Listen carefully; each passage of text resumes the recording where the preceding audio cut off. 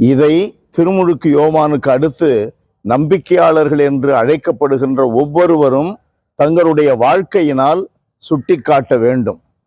இதையே சுட்டிக்காட்ட வேண்டும். நம்முடைய வாழ்க்கை அப்படி அமைந்திருக்க வேண்டும்.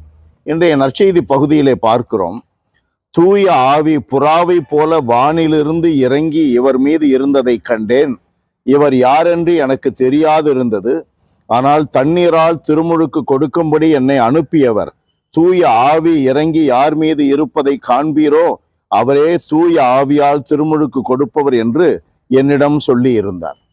அன்பானவர்களே, நம்மிலே திருமுழுக்கு வழியாக இறங்கிய தூய ஆவியானவரால் உண்மையாகவே நாம் வழிநடத்தப்படுகிறோம் என்றால், நம்முடைய வார்த்தைகளும் நம்முடைய வாழ்க்கையின் செயல்பாடுகளும் இயேசுவை பாவங்களை மன்னிக்கிற செம்மறியாக சுட்டிக்காட்டும்.